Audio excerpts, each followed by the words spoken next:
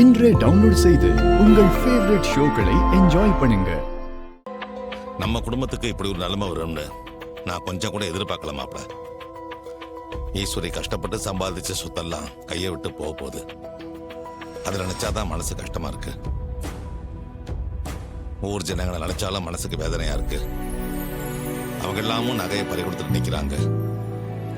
அவங்க எல்லாத்தையும் திட்டம் போட்டு ஜனங்களை ஏமாத்தி நகைகளை கொண்டு போயிருக்காங்கன்னு நினைக்கிறேன். எல்லாமே கனவு மாதிரி டக் டக்குன்னு நடந்து போச்சு. அம்மா உங்க மேல உள்ள கோவத்துலதான் நீங்க சொன்ன எதையுமே கேட்காம இப்படி போய் சிக்கல்ல மாட்டிக்கிட்டாங்க. இப்பவும் கொஞ்சம் பொறுமையா இருக்க சொன்னா முடியாதுன்னு சொல்லி எல்லா சொத்தையும் வித்து செட்டில் பண்ண சொல்றாங்க. ஆனா இந்த விஷயத்துல அவங்க ரொம்ப உடைஞ்சு போயிட்டாங்க. இந்த ஊருக்காரங்க நல்லா இருக்கணும்னு தான் அவங்களும் எல்லாத்தையும் பண்ணாங்க. அவங்க கெட்ட நேரம் அந்த அயோக்கியனுங்க எல்லாத்தையும் எடுத்துட்டு ஓடிட்டானுங்க.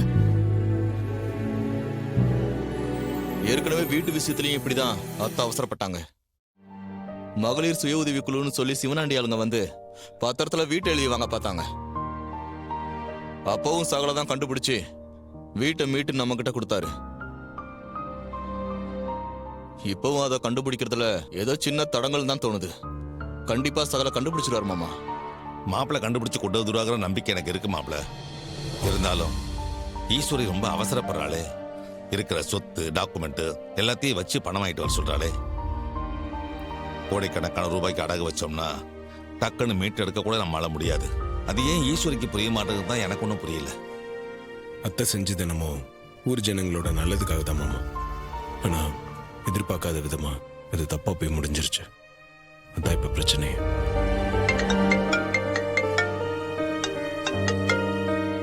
ஹலோ சொல்லுங்க சார். கார்த்தி, நீங்க சொன்ன அந்த 2 பேரை பத்தி நல்லா விசாரிச்சிட்டேன். இப்ப அவங்க எங்க இருக்காங்கன்னு ட்ரேஸ் பண்ண முடியல. மொபைல் வேற சுவிட்ச் ஆஃப் ஆயிருக்கு. ஆன்ல இருந்தா கூட ட்ரேஸ் பண்ணிடலாம். அதனால அதை வச்சு கண்டுபிடிக்க முடியல. நீங்க ஒரு இடம் சொன்னீங்கல்ல, அந்த இடத்துக்கு போய் நான் செக் பண்ணி பார்த்துட்டேன்.